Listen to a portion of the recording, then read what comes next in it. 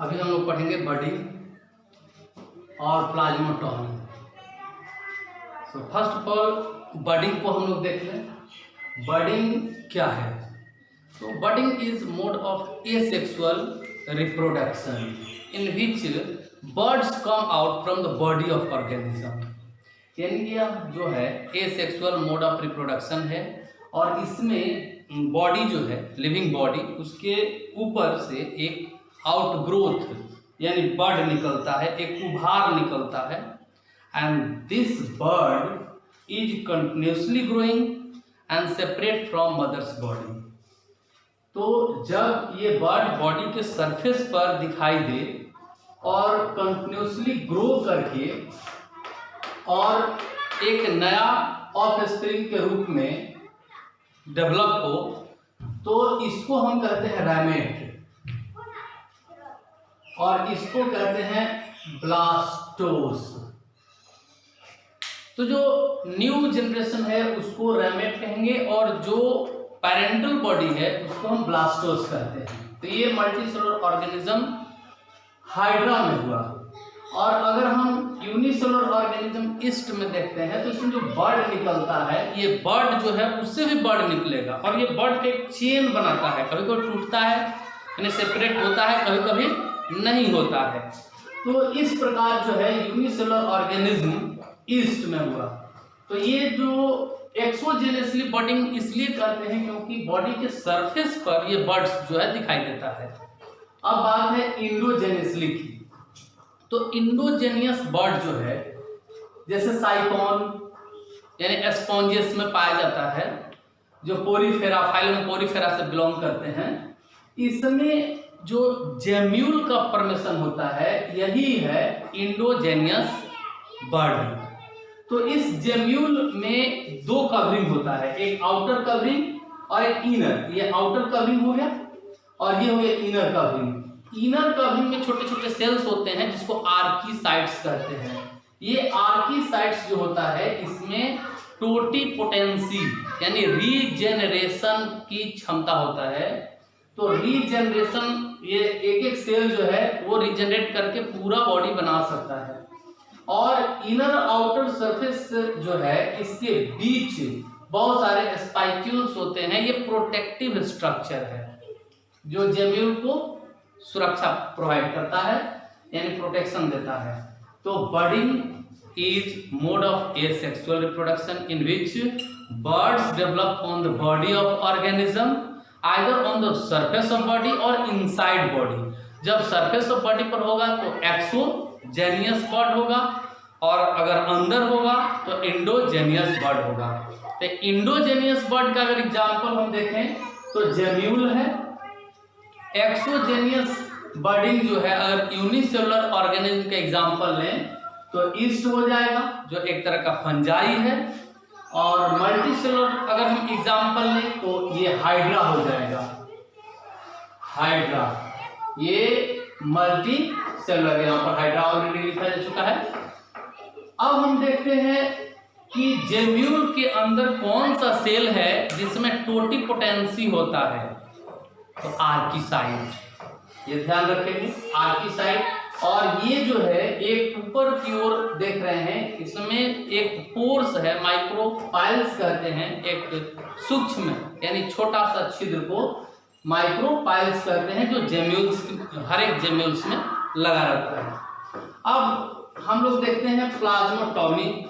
तो प्लाज्मोटॉमी जो है ये भी एसेक्सुअल मोड ऑफ रिप्रोडक्शन है। इसमें मल्टी न्यूक्लिएट ऑर्गेनिज्म जो है यूनिसेलुलर ऑर्गेनिज्म जो मल्टी न्यूक्लिएट है उसमें विदाउट न्यूक्लियस डिवीजन जो मदर सेल है वो 2 डॉटर सेल्स में डिवाइड कर जाता है। तो इसमें न्यूक्लियस डिवीजन की जरूरत नहीं है क्योंकि ऑलरेडी न्यूक्लियस इसमें बहुत सारा है। ये मल्टी न्यूक्लिएट सेल है और इसका न्यूक्लियस जो है वो प्रोटोप्लाज्म डिवाइड होकर के 2 डॉटर सेल्स बनाता है। तो ये रहा बडिंग और प्लाज्मोटॉमी।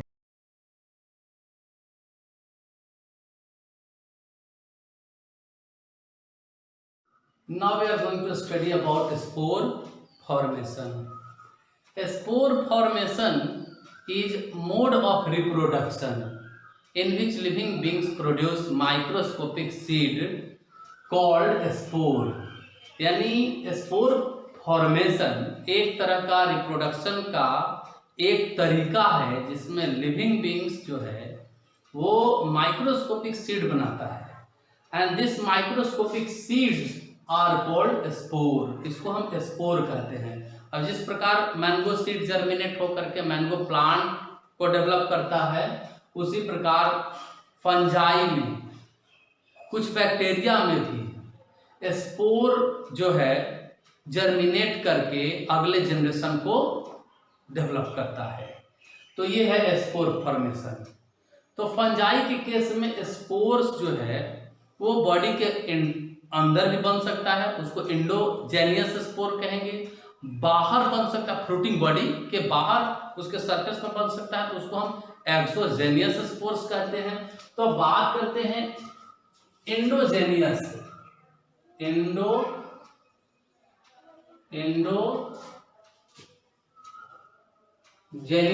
स्पोर। इंडोजेनियस स्पोर्स की अगर बात करते हैं तो ये एस्कस है और इस एस्कस के अंदर 8 5 6 7 8 एस्कोस्पोर है। एस्कोस्पोर ये इंडोजेनियस स्पोर्स है। इसके बाद अगर हम बात करते हैं, ये है राइजोपस,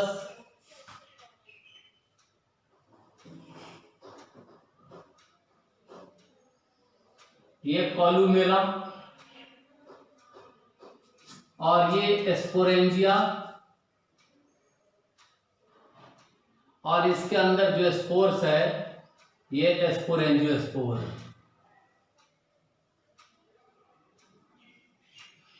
तो ये स्पोरेंजियोस्पोर अंदर, ये एस्कोस्पोर अंदर, यानी फ्रूटिंग बॉडी के अंदर बन रहा है, इसलिए इसको इंडोजेनियस स्पोर्स कहेंगे। एक्सोजेनियस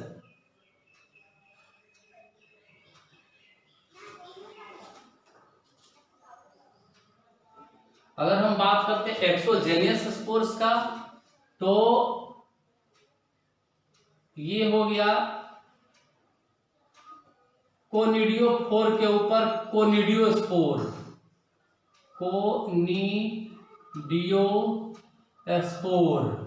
ये फ्रूटिंग बॉडी के ऊपर हो रहा है डेवलप, तो इसको हम कहेंगे एक्सोजेनियस स्पोर्स। अगर हम बैसिडियोकार्प की बात करें तो एक बैसिडियोकार्प पर 4 बैसिडियोस्पोर डेवलप होता है। तो एक्सोजेनियस स्पोर्स, इंडोजेनियस स्पोर। अब है प्लानोस्पोर। ये जो है मोटाइल स्पोर है, मोटाइल स्पोर है, इसको हम कहते हैं जूस्पोर और flagellate spore.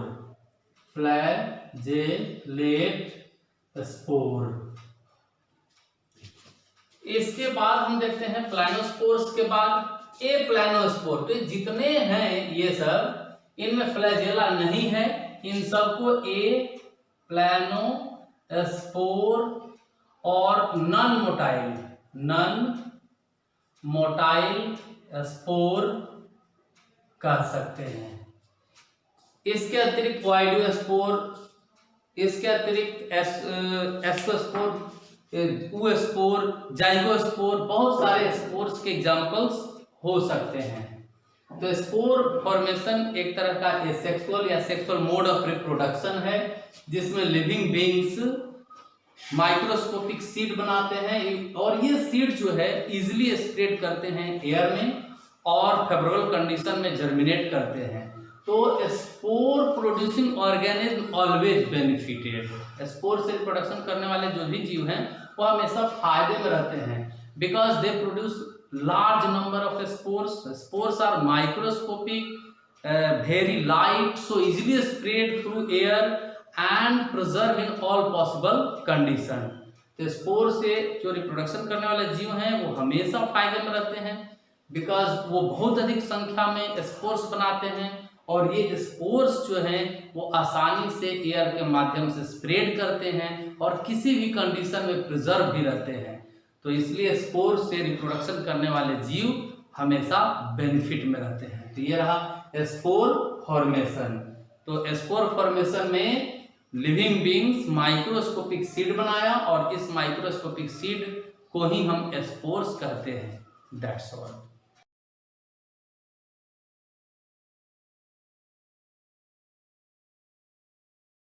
Vegetative propagation. It is mode of asexual reproduction in which living beings like plant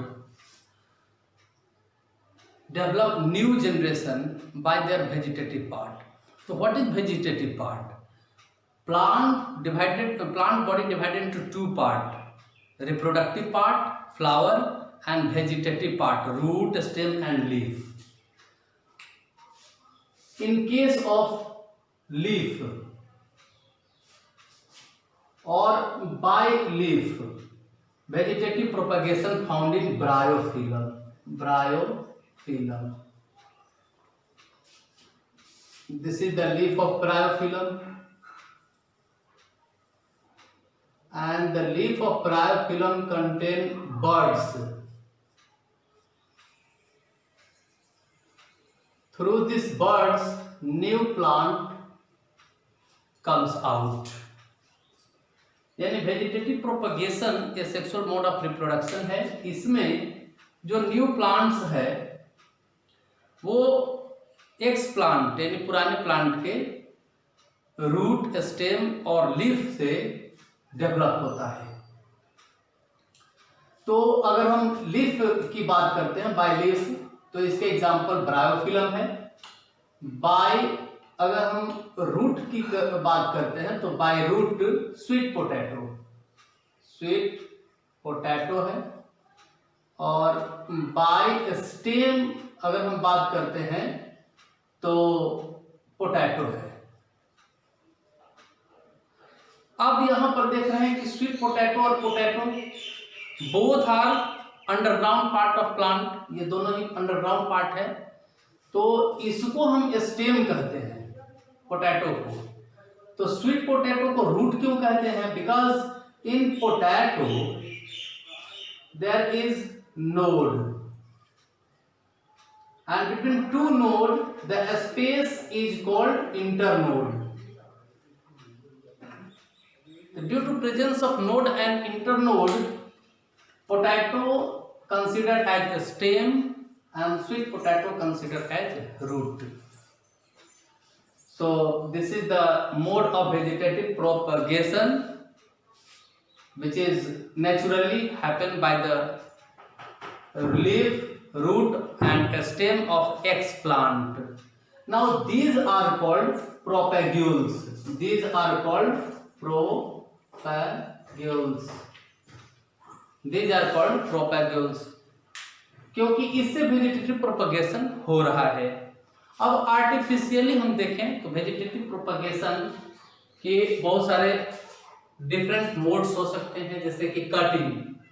अगर हम प्लांट के स्टेम को कट करते हैं और इस मैनर में कट करते हैं कि कम से कम एक नोड उसमें रहे, एटलीस्ट वन नोड उसमें रहे, तो इस सेक्शन को अगर हम मॉइस्ट सॉइल में रखते हैं तो इससे न्यू प्लांट का डेवलपमेंट होगा। अगर हम विदाउट नोड किसी सेक्शन को, किसी कट पार्ट को जो स्टेम का है उसको रखते हैं तो उससे न्यू प्लांट का फॉर्मेशन नहीं होगा।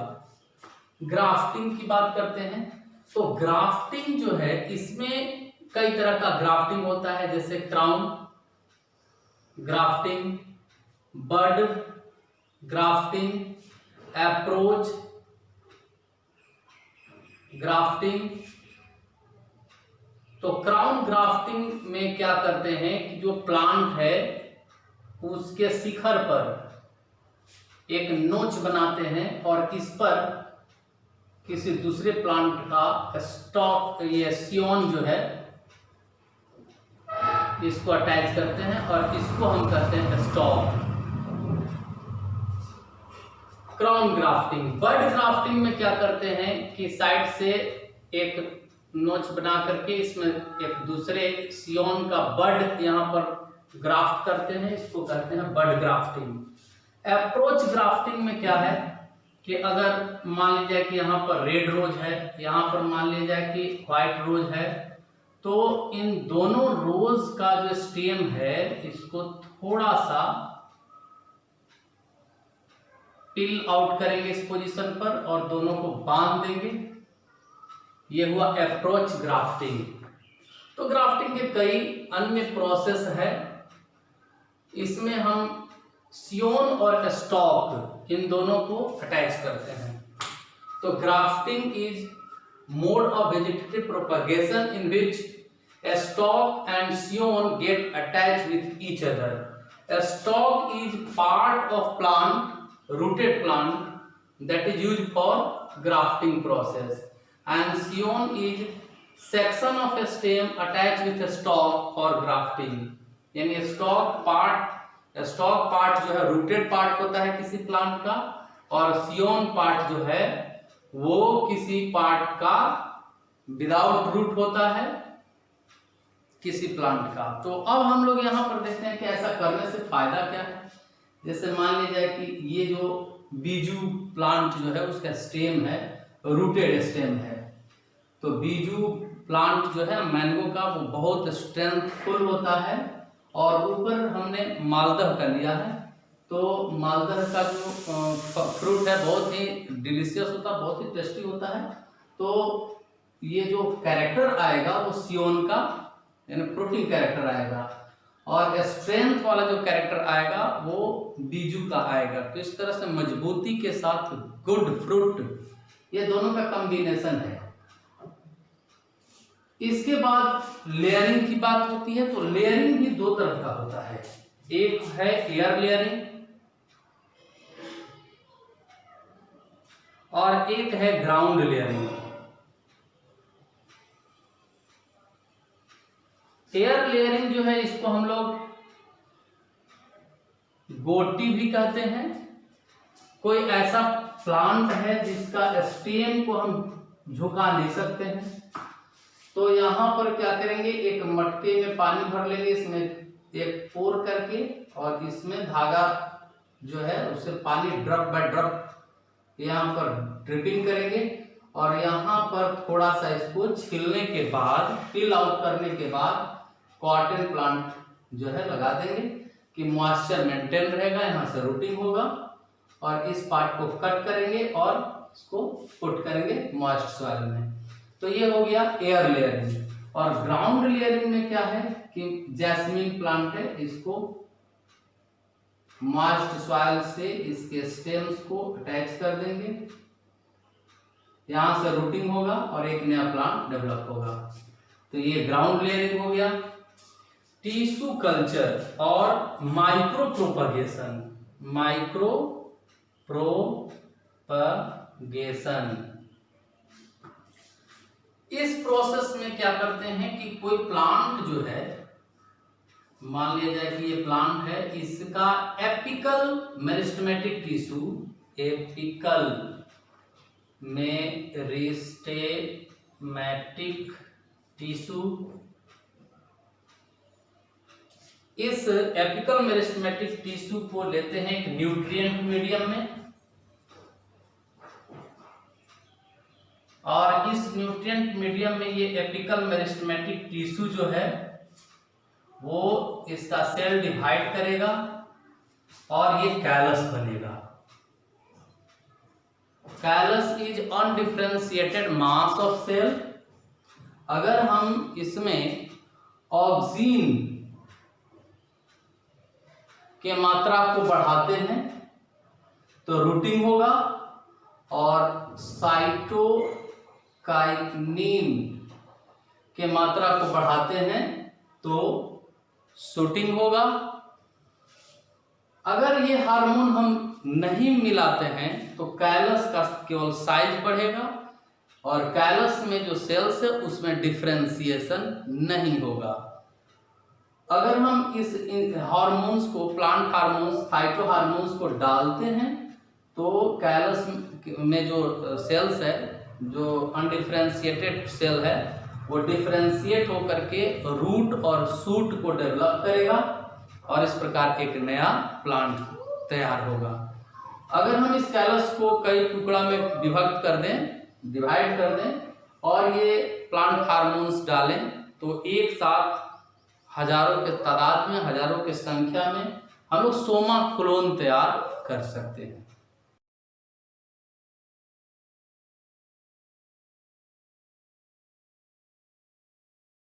Stem modification for vegetative propagation. Sometimes stems are get modified for vegetative propagation.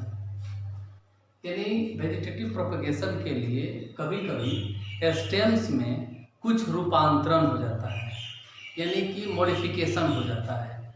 अगर हम बात करते हैं अंडरग्राउंड मॉडिफिकेशन का, तो इसमें है राइजोम, ट्यूबर, बॉल, कॉर्म। अगर हम राइजोम की बात करते हैं तो इसमें हो जाएगा जिंजर, अदरक, और बल्ब में बात करते हैं तो ओनियन या फिर गार्लिक भी हो सकता है। कॉर्न, इसमें हम कोलाकासिया, अमारांथस, या ट्यूबर में हम कहते हैं तो पोटैटो।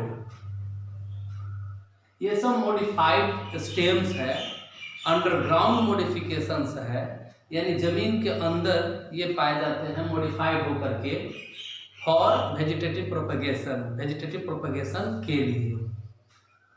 रनर में है ऑक्सालिस, जिसको हम दूब ग्रास कहते हैं, ऑक्सालिस। और शक्कर जो है इसमें मूसा, मूसा यानी बनाना, और क्राइसेंथियम भी इसमें एग्जाम्पल के तौर पर लिया जा सकता है। और स्टोलन, स्टोलन में जैस्मिन एग्जाम्पल के तौर पर लिया जा सकता है। और ऑफसेट में इकोर्निया और पिस्टिया लिया जा सकता है, पिस्टिया और इकोर्निया ये ऑफसेट में लिया जा सकता है। बल्बिल जो है इसमें एगेव आता है, एगेव, इसका एनसीईआरटी में डायग्राम भी दिया हुआ है, एगेव। और बाकी ये जो मॉडिफिकेशन है फॉर मैकेनिकल सपोर्ट या फिर डिफेंस के लिए है, जैसे थॉर्न, कांटा, ये मैकेनिकल सपोर्ट है, ये डिफेंस के लिए है। फाइलोक्लेड और क्लैडोड नागफनी में या फिर यूफोरिया में ये सब देखने को मिलता है। टेंड्रिल, ये मैकेनिकल सपोर्ट प्रोवाइड करता है, जैसे क्लाइंबर्स प्लांट हैं तो उन पौधों में स्टेम टेंड्रिल्स, यानी स्टेम से एक स्प्रिंग जैसा स्ट्रक्चर निकलता है, और जैसे कद्दू है या फिर इस तरह लत्तर वाला जो पौधा है, अगर उसको सपोर्ट दिया जाए तो उसको सपोर्ट के सहारे बहुत हाइट तक वो क्लाइंब कर सकता है, चढ़ सकता है। तो इस तरह के स्ट्रक्चर के माध्यम से ऐसा कर सकता है। तो ये है स्टेम मॉडिफिकेशन। तो ये जो मॉडिफिकेशन है ये वेजिटेटिव प्रोपगेशन के लिए नहीं है। बाकी जो ऊपर वाला हम जो भी देख रहे हैं, अंडरग्राउंड में है राइजोम, ट्यूबर, बल्ब, कॉर्म, और सब एरियल में है रनर, स्टोलन, ऑफसेट, शक्कर, और एरियल में बल्बिल्स एक हो सकता है जो कि वेजिटेटिव प्रोपगेशन से होता है। तो ये वेजिटेटिव प्रोपगेशन का एक तरीका है, मोड ऑफ रिप्रोडक्शन है।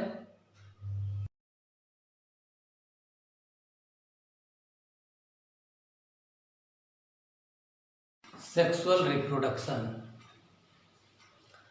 it is mode of reproduction in which two parent or single parent may be involved।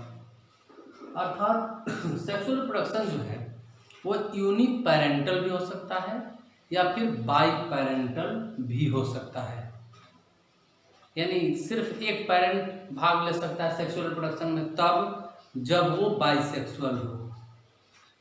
अगर यूनिसेक्सुअल है तो ऐसे में 2 पेरेंट पार्टिसिपेट करेंगे।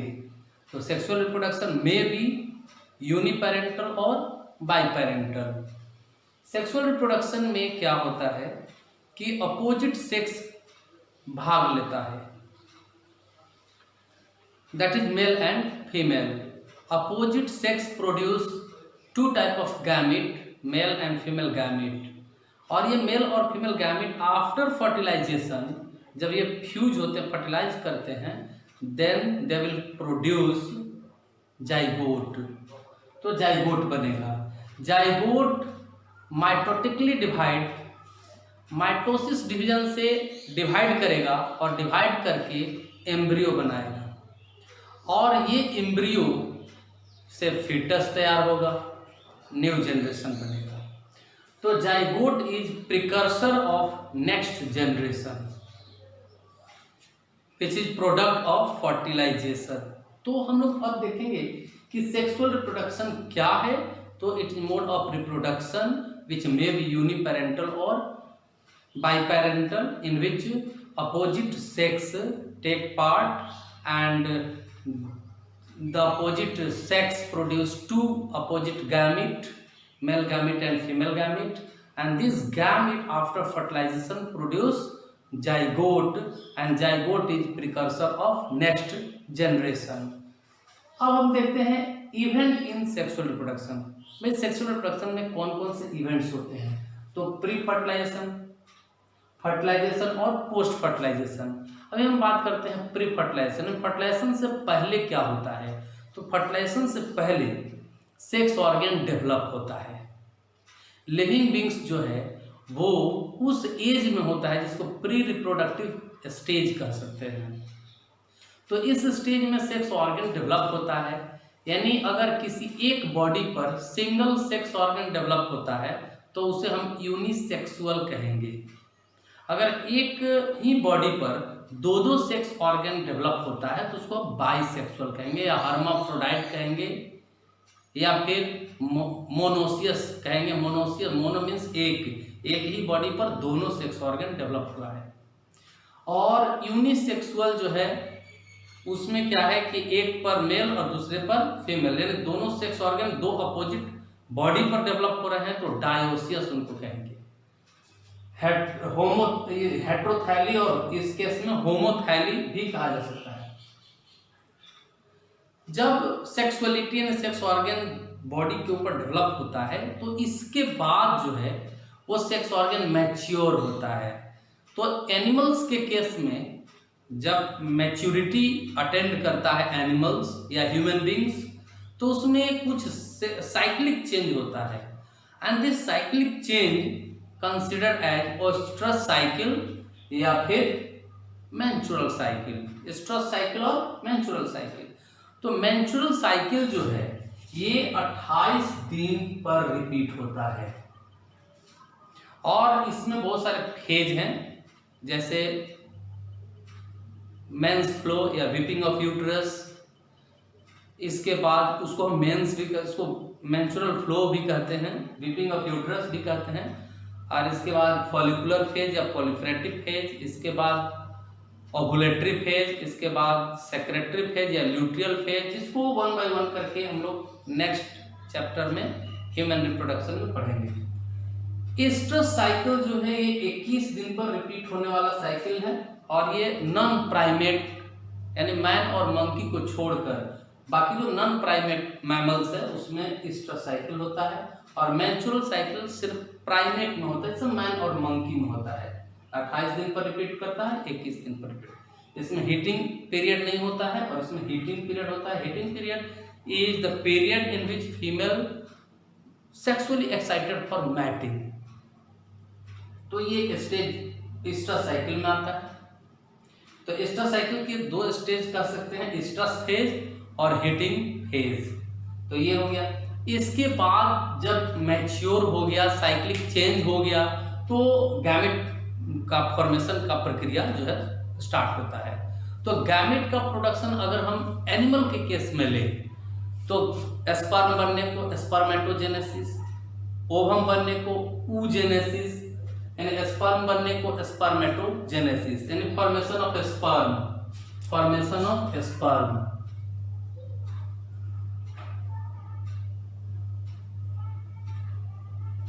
और oogenesis, फॉर्मेशन ऑफ ओवम।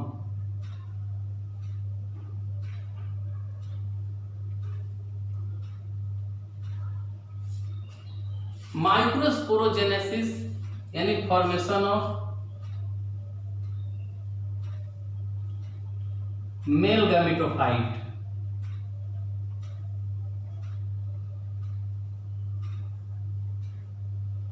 और मेगास्पोरोजेनेसिस, फॉर्मेशन ऑफ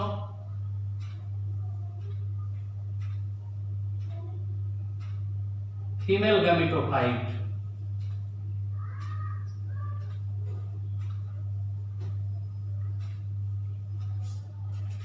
इसके बाद अगर हम प्लांट के केस में देखते हैं तो पॉलिनेशन है। पॉलिनेशन, कंट्रोल्ड पॉलिनेशन के 2 स्टेप्स होते हैं, emasculation, removal of male part, and bagging. और नेचुरल जो पॉलिनेशन है, नेचुरल पॉलिनेशन ऑटोगैमी हो सकता है,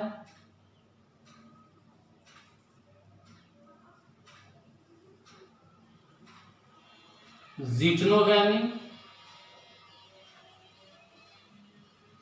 और जीनोगैमी, जिसको डिटेल में हम लोग देखेंगे। ऑटोगैमी में एक ही फ्लावर्स पार्टिसिपेट करता है और जिटनोगैमी में एक ही प्लांट के 2 फ्लावर के बीच होता है, और xenogamy between 2 different plant.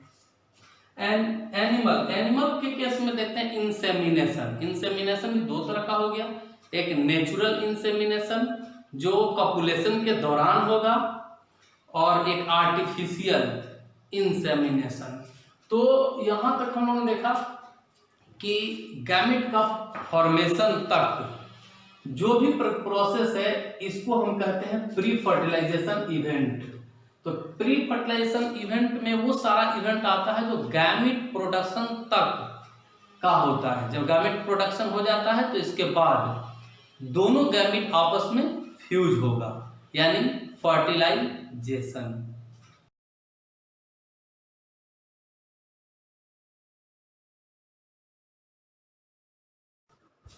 Parthenogenesis. Parthenogenesis means development of embryo without fertilisation, यानी बिना फर्टिलाइजेशन के अगर एम्ब्रियो का डेवलपमेंट होता है, यानी एग डायरेक्ट डिवाइड करने लगता है बिना फर्टिलाइजेशन के, तो इसको हम लोग कहते हैं पार्थेनोजेनेसिस। अब पार्थेनोजेनेसिस से केवल मेल डेवलप हो, मेल उत्पन्न हो, जैसे अनफर्टिलाइज एग जो है उससे मेल पैदा हो, तो उस केस में हम उसको कहेंगे आरहेनोटॉकी। आरहेनो का मतलब होता है, ग्रीक वर्ड है, आरहेनो मीन्स होता है मेल, टॉकिस मीन्स प्रोड्यूस। अगर पार्थेनोजेनेसिस मेल को प्रोड्यूस करता है, यानी एग बिना फर्टिलाइजेशन के मेल प्रोड्यूस करता है, तो आरहेनोटॉकी कहते हैं। और इसमें आ जाता है हनी बी, कुछ एंट और वास्प, ये सब आते हैं, जिसमें अनफर्टिलाइज एग से मेल का डेवलपमेंट होता है, यानी नर जो है उसका उत्पत्ति होता है। फिर है थैलोटॉकी। थैलो मीन्स थैलोस मीन्स होता है फीमेल। तो जब अनफर्टिलाइज एग पार्थेनोजेनेटिकली यानी बिना फर्टिलाइजेशन के फीमेल मेंबर को डेवलप करता है, तो हम उसको कहेंगे थैलोटॉकी। तो इस तरह का जो है थैलोटॉकी व्हिपटेल लिजार्ड में पाया जाता है। व्हिपटेल लिजार्ड में कई जनरेशन तक केवल फीमेल रहता है, मेल रहता ही नहीं है। तो ऐसे जो है उसका नेक्स्ट जनरेशन आता कैसे है, तो जो फीमेल एग प्रोड्यूस की उस एग से बिना फर्टिलाइजेशन के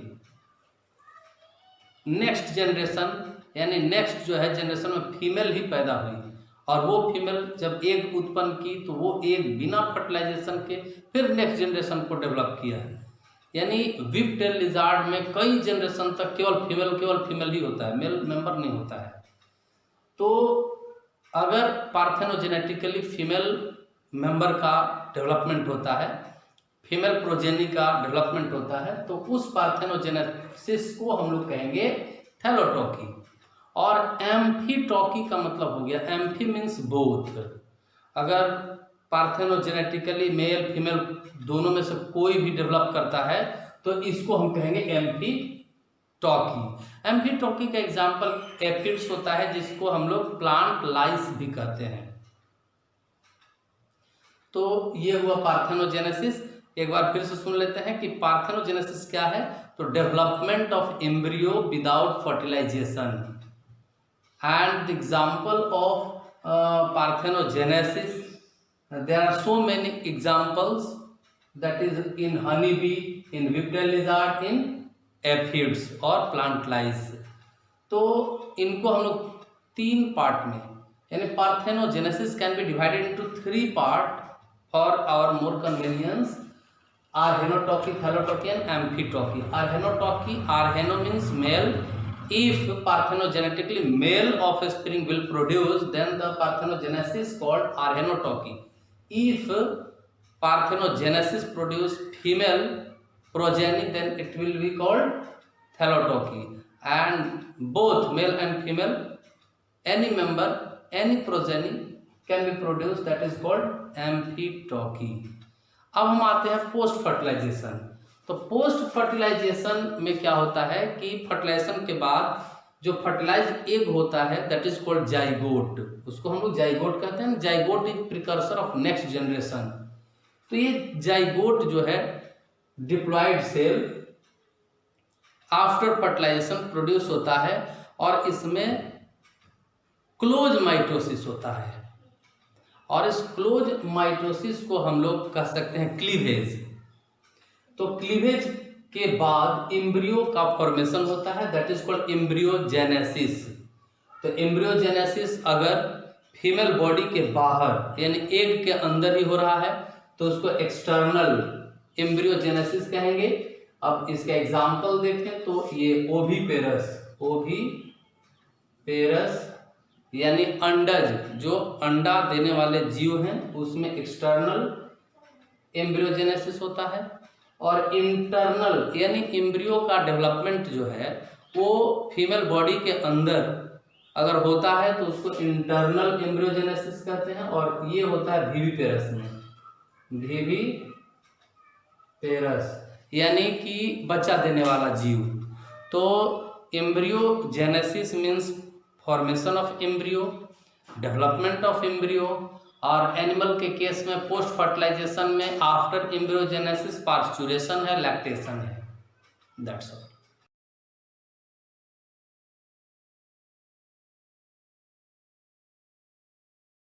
Fertilization means fusion of male and female gamete.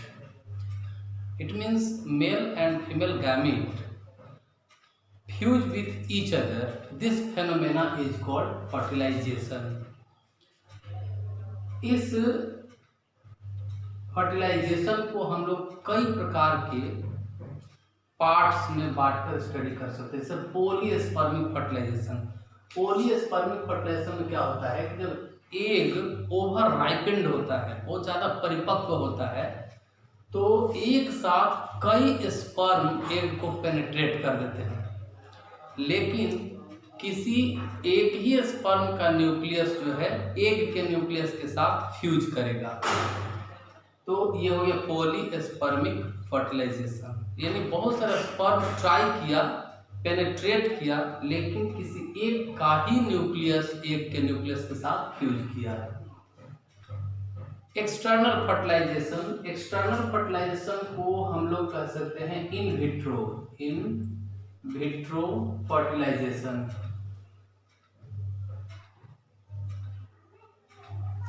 External fertilisation जो है नेचुरली देखा जाता है फ्रॉग के केस में, और कुछ जो है मछलियों के केस में भी ये एक्सटर्नल फर्टिलाइजेशन यानी इन विट्रो फर्टिलाइजेशन देखा जा सकता है। ह्यूमन बींग्स के केस में test tube baby external fertilisation जो है इन विट्रो, ह्यूमन बींग्स के भी केस में आर्टिफिशियली किया जाता है, इसको कहते हैं इन विट्रो। फर्टिलाइजेशन।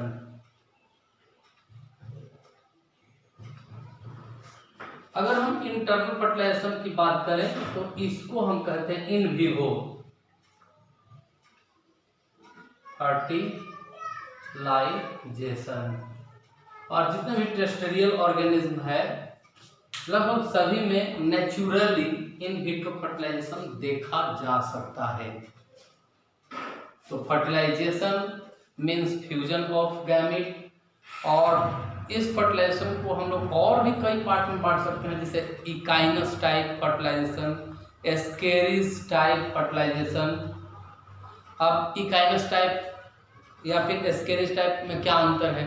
तो एक में ओवम अपना मियोसिस फर्स्ट मियोसिस सेकेंड दोनों कंप्लीट कर लेता है, और एक में एक जो है अपना मियोसिस फर्स्ट कंप्लीट कर लेता है और मियोसिस सेकेंड फर्टिलाइजेशन के दौरान कंप्लीट करता है।